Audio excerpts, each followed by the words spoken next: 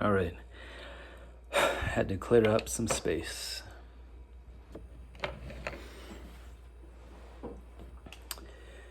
Okay, so let's see. Yeah, so talking about cult leaders. And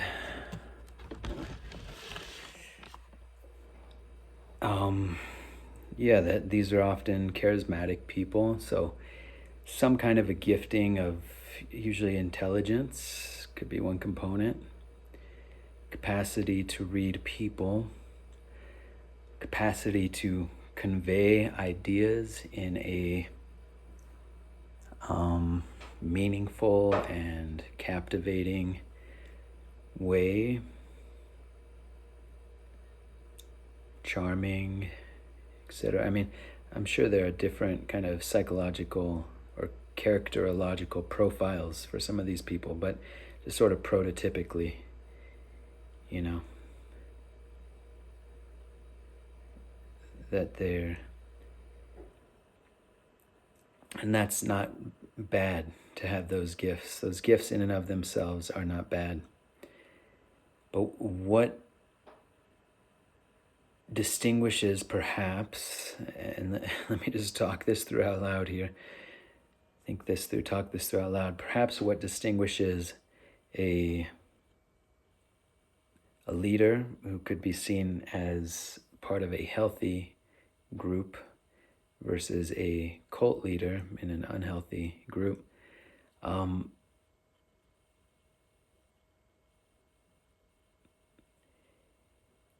is something like, and I said this in the last video, something like holistic development or maturity.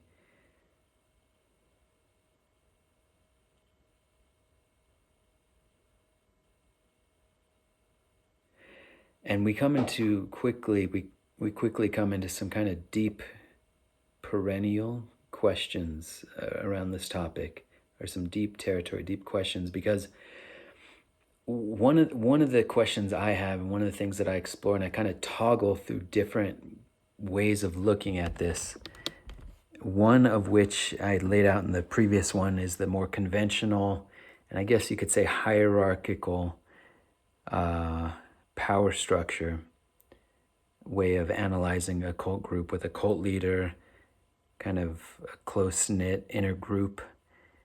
If we're looking at it almost in a hierarchical fashion, and then the broader population of members, and there may be many other tiers. That seems to be another common cult feature, is tiers of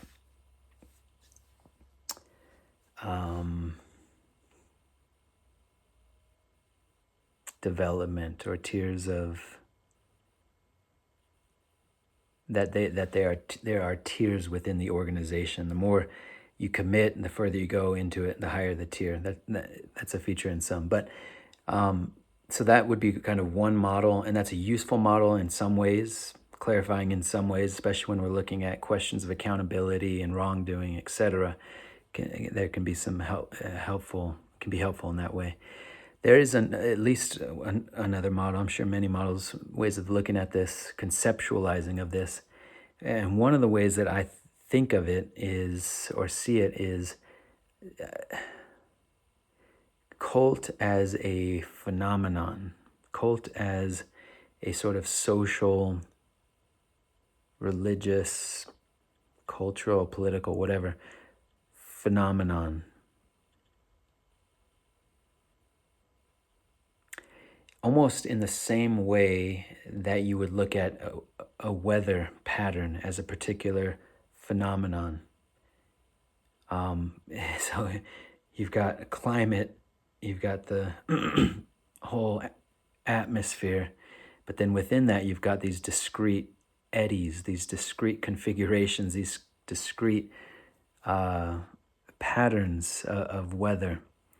And the analog there would be something like you've got human society or something, humanity. And then within that, you've got all these discrete, configurations, phenomena, patterns of relating. something like that. Because in my mind, I keep having this image of like a hurricane or a storm or something like that, where it's interconnected to the larger thing, but it's kind of its own unit within that larger system, something like that, where yeah, looking at the cult almost as a kind of weather pattern or a certain social phenomenon coming together.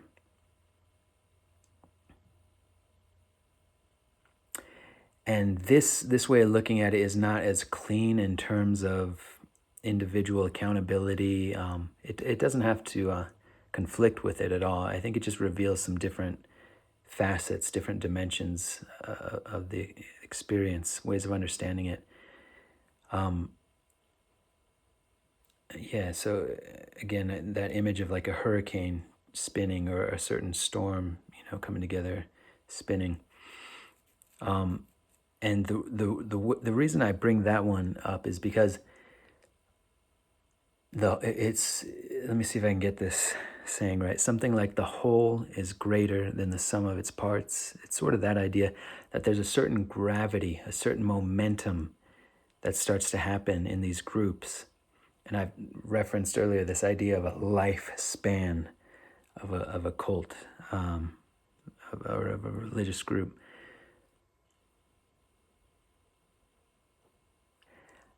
That they have unique characteristics, but that there is typically kind of common trajectory. And one part of that is that I kind of mapped out before is this a increasing paranoia on one hand, and part of that is increasing rigidity, in-group, out-group boundary, increasing rigidity of dogmas, of beliefs, of behaviors, control, increasing control over behaviors, increasing conformity. That's like the storm, forming and tightening, the spiral tightening.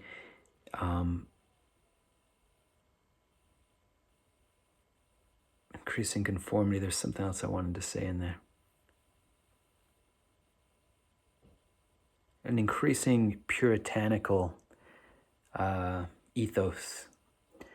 Not that the ethos is necessarily, what we think of in terms of Puritans, being religiously conservative or something, but a certain puritanicalism about their belief structure and adherence to certain practices and beliefs. And anyways, and I bring that up in reference to the leader, because one of the questions I have often with some of these guys is how much of the madness and psychopathy and or psychopathic traits and control and abuse and just wild distorted behavior and etc., how much of that is emergent within the system of the cult? How much of that is innate to, located within, confined to that individual person? What exactly is that communication between the leader, his or her own, typically his, own kind of psychological inner world, the group dynamics, the inner circle and then the broader group? What is that communication there? And then beyond that, what is the interaction with the kind of outer world, conventional reality outside of the group? And there are probably other levels to look at that, but those are, I think, all relevant, and especially when we're thinking about something as an emergent phenomenon is one way to think of this, just like a weather pattern is an emergent phenomenon within an atmospheric system.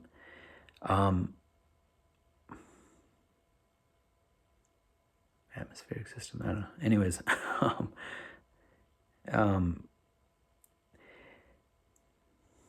now, there is a school of thought and not without some merit, though I tend not to go too far in this direction, that a lot of these leaders are just psychopaths. And that's useful again in a conventional sense of locating evil somewhere, locating responsibility, telling the story in a way that makes a cleaner, a more straightforward narrative.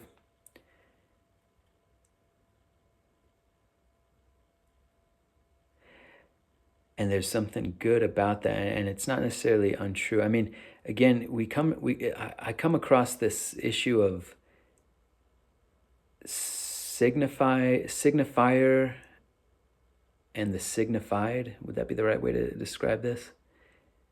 In other words, these are labels, right? Cult itself is a label, and in conventional terms, very useful and has a lot. It can be very helpful to have the language to describe some of this. But there is something that it misses. When we say somebody's a psychopath, it allows us, in a sense, to put them outside of humanity, or like this is a totally different category of human being. That there's something innate and intrinsic and just other about this person. And that, I suppose, is possible. I think there are some people that come in just so, and I'm not sure where exactly to locate that aberration, where that comes from, that difference comes from. Is it simply some kind of a developmental, biologically determined difference, something in the, a deficiency in the development of their brain or something like that? That would be kind of a scientific, materialist, empirical type of an explanation. And I think there is something to that. I mean, we do come into this life, it seems, with different temperaments, different capacities. And that's an age-old question of nature versus nurture. But I do think that is possible, that you just have some people that are, in a way, it's almost a handicap, that there's something biologically determined or something in their physiology, anatomy, that makes this inevitable, makes this profile of traits, this psychopathy, or they talk about, what is it, the dark triad, or I think that is a possibility for some people. I think it's exceedingly rare, and again, we come into this world, into this reality that we're in right now of overly pathologized, overly psychologized, overly DSM-5ified paradigm, perspective that we have, where we too quickly armchair diagnose everybody, because there's something gratifying about saying, there's the label, that's the category, don't have to think about it. I don't get the sense that that explains, for sure, not all, not most, and I'm hard-pressed to even think of any particular case that would perfectly graft into that kind of an understanding, that this is just totally some kind of an aberrant physiological deficit that explains the behavior patterns of these cult leaders. Particularly the two that I'm thinking of, just to be kind of more narrow, these two podcasts, that explanation doesn't really make sense. Now, I think there is obviously a major role for the environment, especially the early environment. Here's where I think psychology has noticed some useful things. The role of upbringing and early experiences and, formative years, and the impact of all of that, that there is a human developmental trajectory that we go through, and certain traits can be amplified, positive or negative, because of those experiences. And that's a deeper, I mean, there's a lot to say there. And nobody gets out alive, nobody comes out unscathed from that process of socialization, etc. But there are definitely healthier iterations, healthier versions of that upbringing experience, better and worse upbringings. And I sort of want to not get too specific here, but I think it's also helpful to, I don't have it perfectly mapped out, but it'd be something like, when we're thinking about developments, like there's different domains and they're not discrete, isolated, in isolation from one another. There's connection points and overlap here, but it'd be something like you've got, different, almost, the multiple intelligences, something like that. It's probably not quite the best way to put it, but, social awareness, intelligence, that's one domain of development, social interaction, cognitive, intellectual development, capacity to reason and use logic and, resolve, solve for, puzzles, troubleshoot, that kind of just computing power that we have.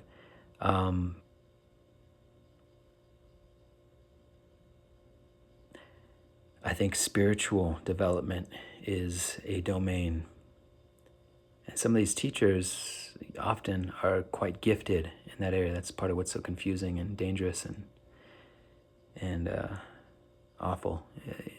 There's ways that gets abused. But spiritual development, I think, is a domain. Physical development, obviously, there's a whole physiological thing that goes on that we, develop through different stages. And ethical and moral development. In some sense, what we're talking about here is character. It's kind of just a more basic, down-to-earth way of saying it, but moral, ethical development. And so these are different, areas of development. And again, that's not a comprehensive list. I'm sure there's other things that'll come to mind. But what happens, I think, more so than just, this is just a pure evil psychopath, different category of human being, I think often what happens is there's an arrested development, a stunted development. And again, here's where the cultural moment plays a role, because these two figures that I'm thinking about, that I've been watching these, listening to these podcasts, especially one, but both really, one in particular, he found acclaim very young. And it was because he kind of came on the scene coincident with social media and the rise of social media and the capacity, the ability to share through YouTube, later through Instagram, through all these different avenues, Facebook, to share and self-publish globally through this one website, right? It's strange and it's novel. This has not, at this scale, has never happened before. And so that's part of the story here. It's not different from other, scenarios, but it's certainly different in the scale of it and the intensity and the amplification, because this is somebody who, in my own read of it, was very gifted from a young age, had genuine insights, had a capacity to share it in a fairly lucid way. But even, I think he gets a little bit too much credit, to be honest, in that direction. But fairly lucid way. And had some presence there,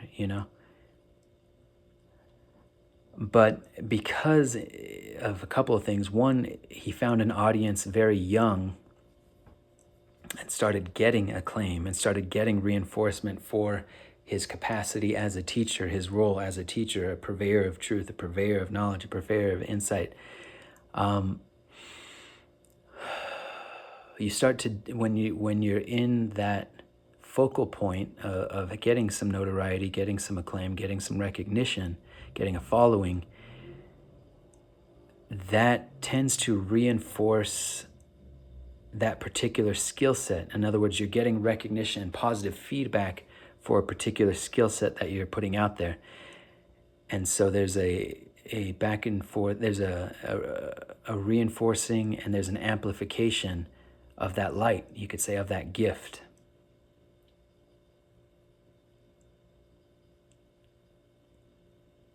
And that's not necessarily a bad thing. But when you're really young, you have not had the chance to contend enough with the world often. There's probably some exceptions here. But you just haven't had enough time alive, kind of as simple as that, to really get a deeper grounding, a deeper development, a deeper understanding of humanity, a deeper understanding of relational patterns of empathy for other people's circumstances and situations. We're born kind of naturally narcissistic, and that doesn't have to be valenced in a totally negative way. That word doesn't have to be, there's even a developmental stage. I think Piaget talks about the egocentric stage when we're younger, where we just don't even have the capacity to recognize that there is another perspective in that human body over there looking back at me, and to kind of, imaginatively recognize that they have that they have, again, I think this is the theory of mind on some level, to recognize their subjectivity. There's a stage in which we just can't even make that leap. We think that our perspective, is that solipsistically, is the total one. Or I don't know if that's the right word, but we have the total vantage point, and we just, it's like age 2 or 3. We're just not able to make that leap. And then at some point we're able to recognize, okay, that person has an inner world, has emotions, has feelings, is seeing something from this direction, this vantage point, we're able to make that we're able to recognize that. But life, as we go along, part of that developmental process is the development of empathy, development of emotional intelligence is one way to say it, development of, again, moral and ethical compass, etc. And so when you're a teenager, you're an adolescent, even into your early 20s, and you just don't have that footing, but you're all of a sudden becoming an authority on something, it can tend to freeze your developmental process, because you're being placed into a role. Now, it's not language kind of, that almost sounds like a justification or an excuse for, at an early stage for the trajectory of that person's life. No, they were making those decisions to put themselves in there, and they've had off-ramps all along to recognize and reflect and have some self-awareness. But when you get stuck inside, so in other words, a momentum starts to accrue. It's like that idea of when you watch a hurricane forming, at one point there's nothing there. Then whatever, the hot air, the cold air fronts, or I don't know the anatomy of how these things, but you've got swirling currents of air, and then clouds, and then the storm starts to form, and you can see from satellite imagery, it's kind of interesting to watch it develop. It's something like that, where because of social media, in this case, it's like at a young age that identity starts to form, and there's a momentum that starts to accrue as other people get involved in their projections and what they're bringing in. And again, the whole is greater than the sum of its parts in that sense. And so there's a gravity is another way of thinking. A gravity starts to develop. And at some point, you never want to say it's impossible, because it's not. But because of the momentum, because of the gravity, it's like the storm just keeps growing. And the idea that somebody would wake up within that and realize I can't think of a single, in these cult experiences, it usually takes some kind of a calamity, some kind of a collision, some kind of a something going wrong for there to be any kind of a reckoning, for the gravity to kind of break apart and dissipate, for the group to kind of, let me see if that's something else I want to say there.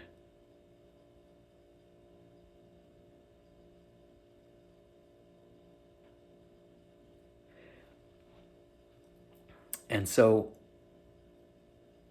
in this model, I'm kind of mixing a couple things here, but so within the person, the cult leader, typically there's a great gifting. That's part of what allows for the momentum to build, is because they have a genuine gift.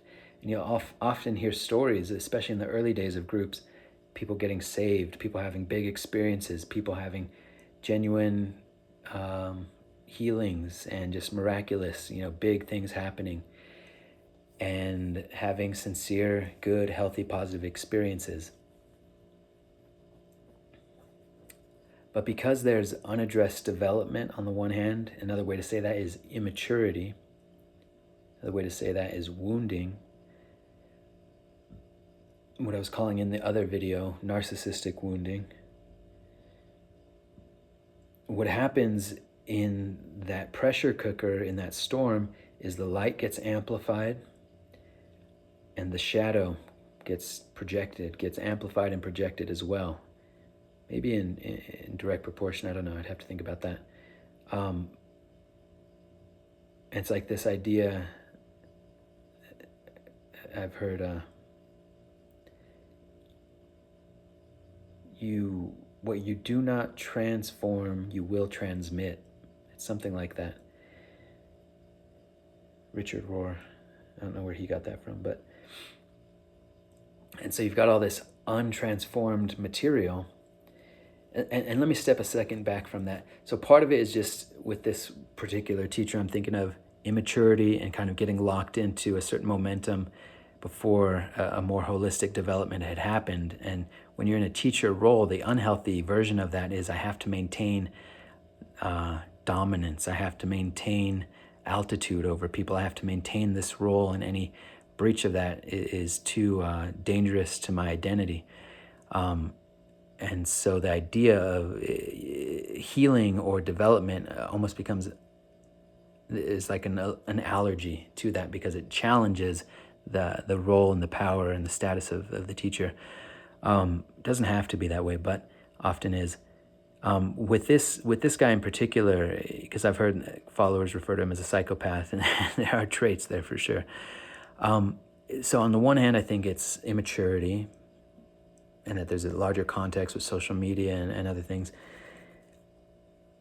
On the other hand, I sense that there probably is some stuff familially with him, just to be very psychoanalytical, psychologizing him, pathologizing it a little bit. But I get that sense that there's something in the childhood, probably, some wounding there.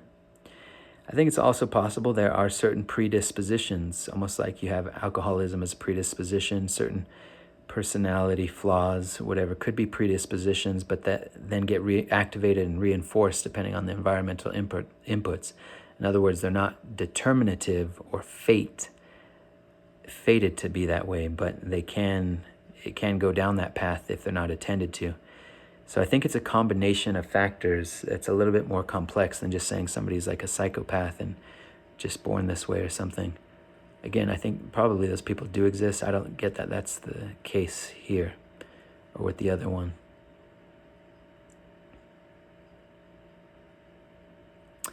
Now, again, another viewpoint, another model here is that the cult leader and the cult as an addictive system. And I talked about how it's sort of an energetic pyramid scheme, and that unaddressed woundedness, shadow, darkness, whatever, lack of development, has a certain, just like other addictions are kind of unhealthy ways of self-medicating pain, woundedness, darkness, confusion. I think the adulation, the worship, the energy from the group and from other people, from exploiting other people, from abusing other people, from dominating people, manipulating people, controlling people, I think that's sort of the addictive substance. And in that sense, the whole system is kind of configured around this wound, this addiction.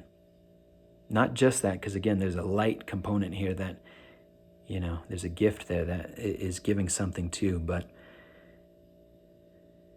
eventually that darkness just overtakes the system, just like any substance, You just have to get more and more and more, and it becomes sicker and sicker until the thing breaks down.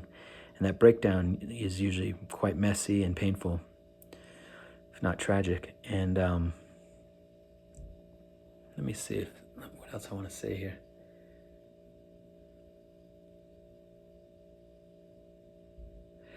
Yeah, and so there's just different facets and layers here, and what altitude do you want to analyze it from? Because there's also a sense in which a group, the paranoia within a group and the rigidity around the in-group and out-group, that can happen. There's a relationship there with the outside world, and within this model, the outside world, I'm not saying the outside world is the paragon or the embodiment or the example of health or balance. Not at all. I touched upon that in the last video a little bit. And so there's a way in which, even if there are very unhealthy patterns here, there's a way in which there's an antagonism between a group and the outside world. And there's I'm not sure how exactly to talk about this, but they fuel, and it fuels a cycle that serves to reinforce the paranoia and the isolation of the group in a way that there's some accountability and culpability, if we want to say that word, some connection there with the outside world. This probably isn't the best example, but I'm thinking of Waco and the way in which the hostility and antagonism and militarism in that case, the approach of the federal government, the external world, the way that they were projecting onto the group, and not that that projection was totally off base, but projecting this unstable, dangerous group, reinforced the paranoia within the group, and especially some of the prophetic visions and teachings that David Koresh had given,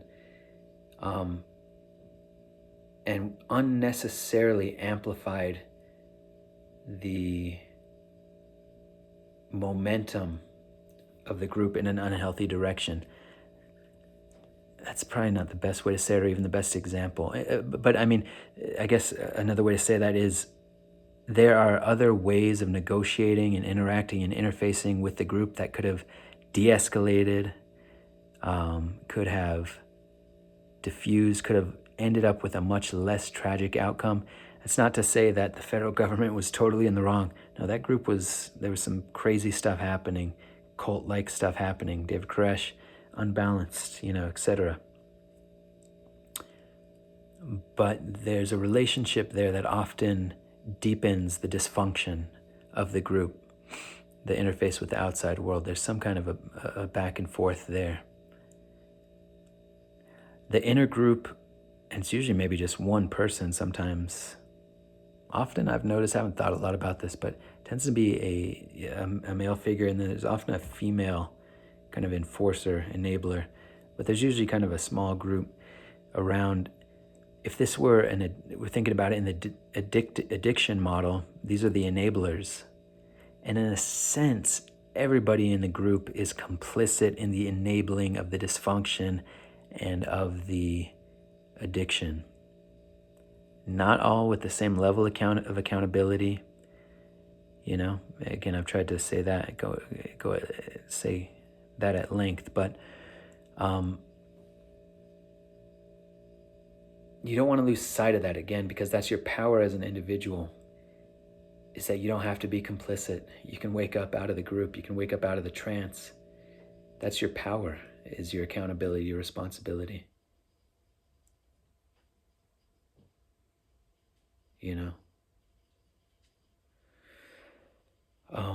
And so I wonder, and it's one of those questions that's just, it's a question to think about, to ponder, is like with these gurus, when they got into it initially, what was their heart? Were they sincere? Sincere believers, or sincerely motivated to do something positive? You know, the professed goals of the group, usually some kind of idealistic, high-minded, utopian ideals. How sincere was that? Often when you engage deeply with this topic, you find a more complicated picture, that a less cynical reading, and often you do find some kind of a sincerity, or that question at least opens up of what was the motivation going into it. Was the madness emergent from the gravity of the phenomenon? In other words, once that hurricane started going, once that gravity kicked into motion, once that momentum, started in that direction, how much of this is just an emergent, the evil, was incipient? How much of the evil and horrifying collapse into madness and into paranoia, how much of that was present in the beginning? How much of that was fueled by all these other, factors? It's an interesting question. And I think, again, a part of the explanation boils down to the relative inner health, relative development within everybody in the group, but starting with the leader, that the groups tend to take on the characteristics of the leader's own wounding pattern, gifting pattern too, but more importantly, the wounding pattern. But again, it's dynamic. It's a dynamic system, and there's different forces at play here, reinforcing and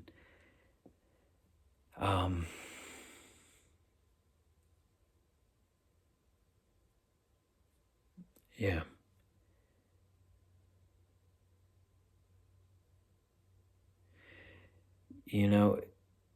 And so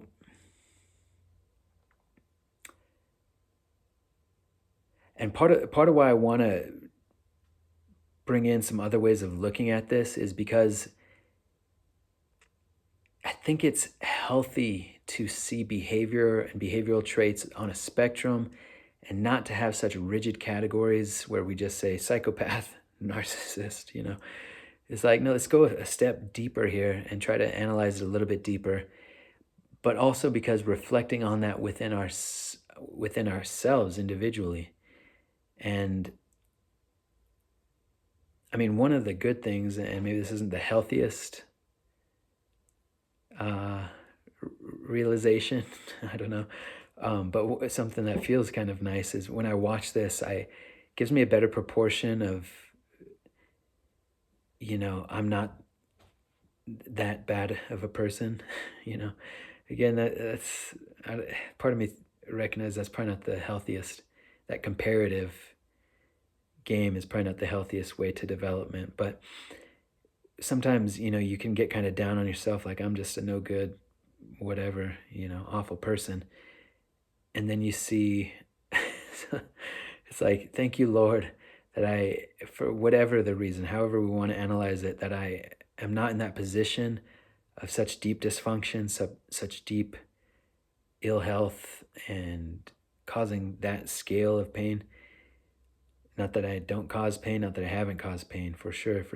Not that's not the case, but so part of that is it gives you a sense of, like, I don't know if I can't think of quite the right word here.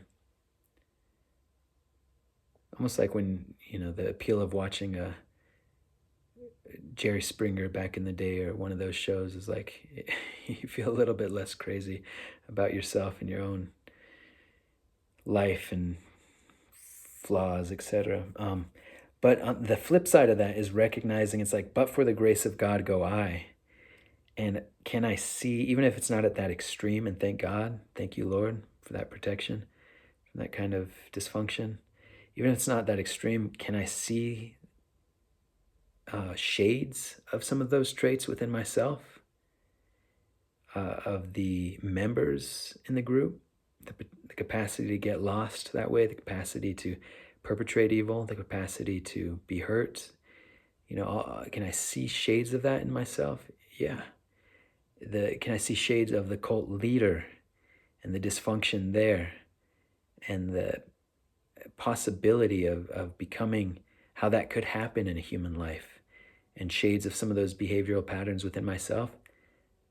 That's a hard admission, but well, it's not even that hard of an admission. I could see shades of that for sure, and that's part of why when we make it so dichotomous, all evil is over there, we kind of lose the capacity to self-reflect, and that self-reflection, I think, is important, not because then you feel awful like I'm a terrible person, but it's like, no, this is where some of these patterns unchecked lead. This is why it's important to heal and to try to do the healing work and to try to self-reflect and become a better person, is because you don't want to go down that road of causing that much harm. Can I see selfish qualities or hurtful qualities, or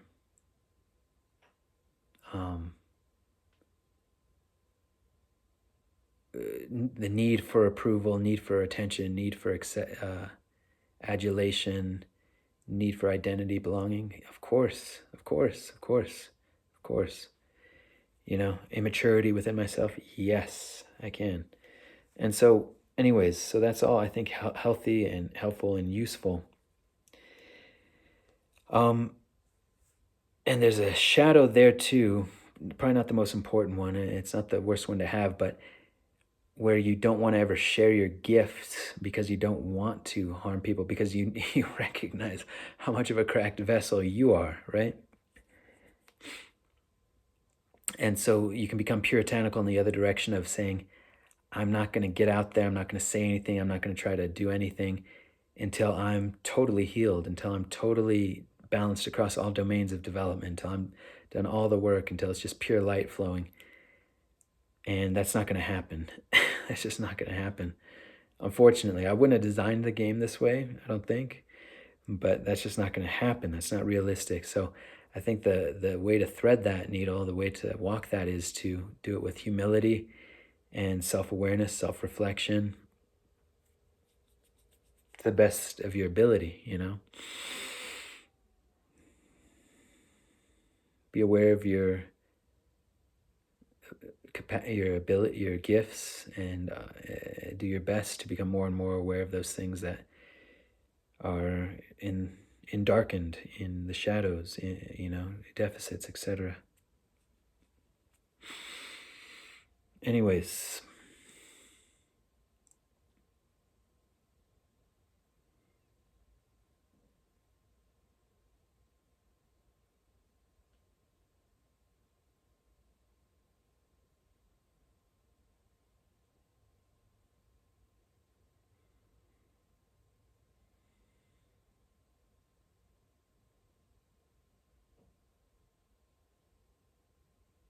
and not projecting or overly idealizing other people. That's another responsibility, role of the student, of the seeker, of the member of a group, is projecting an image of perfection onto the other person, because that just is wrong. It's just not reality. But those projections can, in an undeveloped psyche, box in the teachers, but it also cuts you off from your own growth. Anyways, so hopefully I've said something useful. May you be well. God bless. Take care. Adios.